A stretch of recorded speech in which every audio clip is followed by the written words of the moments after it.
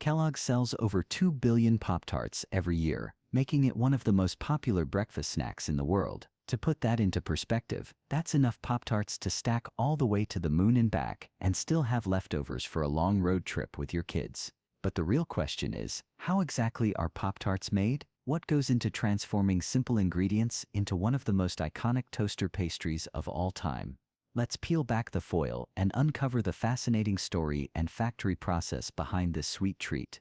The Pop-Tarts story begins in the 1960s, when America was buzzing with innovation. People were racing to the moon, grooving to the Beatles, and apparently growing impatient with breakfast. That impatience sparked the battle of the toaster pastry, a rivalry as cutthroat as it was sweet. Post, the company famous for grape nuts, had the first idea, a fruit-filled pastry sealed in foil, designed to last for months without spoiling. They called it Country Squares, though the name was about as exciting as, well, grape nuts themselves. Post made a critical mistake. They bragged about their idea before the product even launched. Kellogg seized the opportunity, and within 6 months developed their own version, complete with a catchier name inspired by the pop art craze of the 1960s. Thus Pop-Tarts hit the shelves in 1964, and immediately stole the spotlight from Post's yet-to-launch product. The first flavors, strawberry, blueberry, apple currant, and brown sugar cinnamon, were simple, but they were a hit. Finally, toasters had a new purpose beyond plain bread. Here's the twist.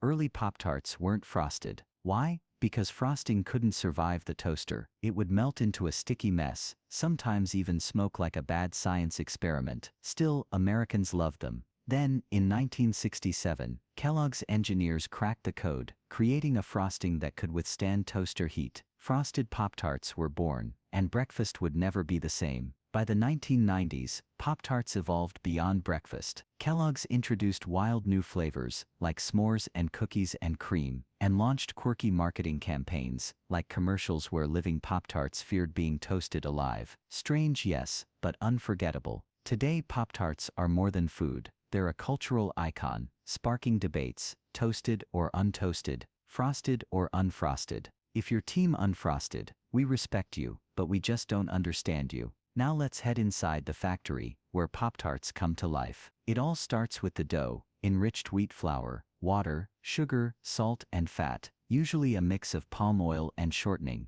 These ingredients are carefully weighed and loaded into industrial mixers the size of small cars. The dough must be pliable yet strong enough to hold the filling without breaking. Giant paddles churn until the perfect texture is achieved. Then the dough is portioned and rolled into thin sheets, about 2 millimeters thick, the ideal balance between strength and taste. Meanwhile, the filling is being prepared. Each flavor has its own recipe, but they all share key ingredients: fruit purees or chocolate, sugar, corn syrup, and stabilizers like pectin. The filling is heated in massive vats, stirred until it's a thick, glossy paste. Temperature is critical. Too hot, and the sugars caramelize. Too cold, and the filling won't flow. Once ready, it's pumped into insulated tanks, connected to precision nozzles that deposit exact portions onto the dough sheet below. Another sheet of dough is gently laid on top, and the 2 layers pass through rollers that seal the pastry around the filling. Specialized crimping machines then stamp out the signature rectangular shape, while tiny perforations are poked into the surface to let steam escape during baking.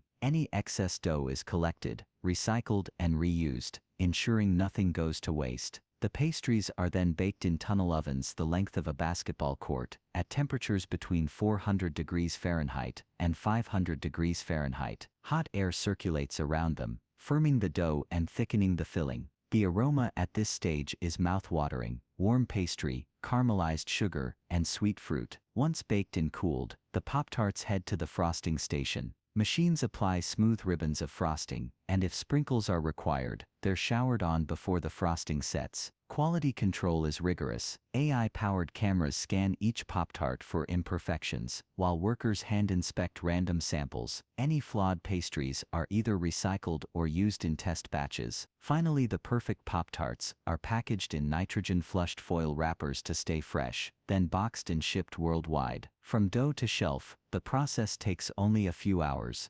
Pop-Tarts remain beloved because they balance nostalgia with innovation. Seasonal releases, pop culture collaborations, and even wild experiments like Pop-Tart cafes keep the brand fresh. Health-conscious options have even emerged, but at the core, it's the same simple joy, a sweet portable pastry that brings back childhood memories with every bite. And just as Kellogg's revolutionized breakfast with Pop-Tarts, another giant Popeyes was changing the fast food game with chicken. Every single day, Popeyes serves over 1.5 million customers worldwide. Their chicken is legendary, but what makes it so irresistibly crispy and flavorful? The story begins with Al Copeland, a New Orleans native. The burning question: does that affect you if you live in the US? Is the crispy golden KFC fried chicken you bite into truly safe? Despite swirling controversies, the brand's grip on fast food lovers hasn't loosened a bit. In 2023 alone, KFC's U.S. revenue reached an eye-popping $5.176 billion, operating 3,791 stores nationwide. By 2024, that number had surged to 4,491 stores. Kentucky Fried Chicken, now simply KFC, is one of the world's largest fast food empires. Yet, its story begins humbly in a small gas station in Corbin, Kentucky, back in 1930. Its founder, Harlan Sanders, tirelessly experimented with recipes until 1939, when he perfected the pressure frying method. This innovation locked in moisture while slashing cooking time, paving the way for what would become a global phenomenon. In 1952, the first KFC franchise opened, and the fried chicken empire exploded in popularity. Today, China is KFC's largest market, boasting over 5,600 stores. In Japan, KFC has even become a cherished Christmas tradition, with customers placing orders weeks in advance. But what exactly makes KFC so irresistibly appealing? Is its recipe truly an unsolvable mystery, and how does its production process guarantee quality? Let's pull back the curtain.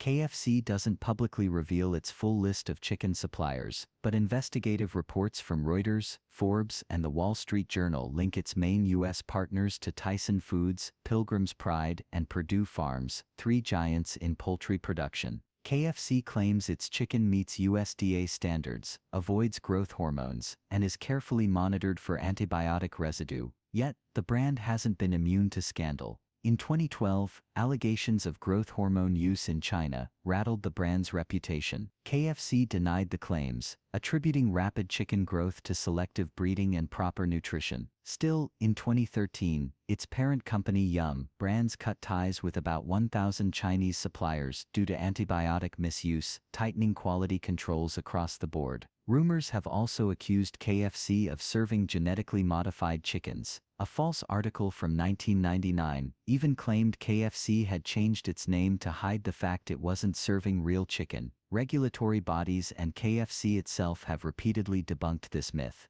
From farm to fryer, the process is highly automated. After leaving the farm, chickens are transported to processing plants where they are humanely stunned with electricity or CO2 before automated blades precisely sever neck arteries for optimal blood drainage. The birds are then dipped in hot water at around 60 to 65 degrees Celsius to loosen feathers, which are swiftly removed by high-speed rubber rollers. Optical sensors and image scanning systems inspect each bird, rejecting any showing signs of infection or injury. Robotic systems carefully remove internal organs, salvaging edible parts like liver and gizzard, while other byproducts are recycled into animal feed or industrial material. The cleaned carcasses are then disinfected, sized, portioned, and vacuum-sealed before being chilled and shipped to KFC kitchens worldwide. Once in store, the chicken meets its legendary seasoning, a secret blend of 11 herbs and spices. The recipe is so guarded it has never been patented, split into 2 parts and mixed by separate companies to prevent anyone from uncovering the full formula. The chicken is marinated in brine or buttermilk for tenderness, then hand-breaded using a strict 7-turn press technique to ensure the coating sticks through frying. While the exact spices remain undisclosed, speculation points to basil, celery salt, paprika, ginger, black pepper, and MSG for that addictive flavor. In 2016, Harlan Sanders' nephew Joe Leadington stumbled upon a handwritten recipe that matched KFC's flavor profile by 95%. KFC's defining step is pressure frying at around 185 degrees Celsius for 7–10 minutes. This method locks in juiciness while keeping oil absorption low. After frying, only perfectly golden crispy pieces make it to the counter, kept hot through a heat retention process until served. But KFC isn't the only fast food icon with a closely guarded secret. Enter McDonald's Big Mac. Born in 1967 from the mind of franchisee Jim Delegati, initially named the Aristocrat, it only became a hit after rebranding to Big Mac in 1968. Today, over 550 million Big Macs are sold each year in more than 100 countries. Ever wonder why your ice cream sandwich doesn't instantly melt into a gooey mess, even on a scorching summer day? It's not a coincidence. There's a hidden science and a masterful engineering story behind every bite. Let's dive into this frosty world where precision meets indulgence. The journey begins with that irresistibly smooth vanilla ice cream filling. It's not just delicious, it's a product of meticulous craftsmanship. High-quality milk undergoes an ultra-controlled process to ensure consistency, creaminess, and flavor. Everything must be efficient and rapid, because once the milk hits a certain temperature, it's game over for perfect texture. Each component of the classic ice cream sandwich comes together in perfect synchrony. The freshly churned vanilla is piped into molds, forming precise rectangular blocks, held at -10 degrees Celsius. It's cold enough to stay solid, yet soft enough to mold seamlessly between two chocolate-flavored crackers. These aren't just any cookies, they're engineered to be soft yet structured, with just the right level of crispness. The textured underside of each cracker grips the ice cream, ensuring a no-slip experience. Carefully loaded onto conveyor belts, the cookies wait in formation for their creamy partners to arrive. Once joined, the sandwich is born, but it's far from finished. The next step, deep freezing. Enter the blast freezer, a technological marvel that chills sandwiches at a shocking -40 degrees Celsius, colder than the Arctic. This locks in shape, texture, and taste. Within minutes, the sandwiches are rock solid, ready for wrapping. In the packaging station, robotic arms take over, ensuring every sandwich is wrapped with machine precision. The wrapper is moisture-resistant, heat-sealed, and airtight, preserving freshness and preventing freezer burn. But here's the twist. Many ice creams are engineered with stabilizers that slow down melting. That's why your bar stays intact longer than expected.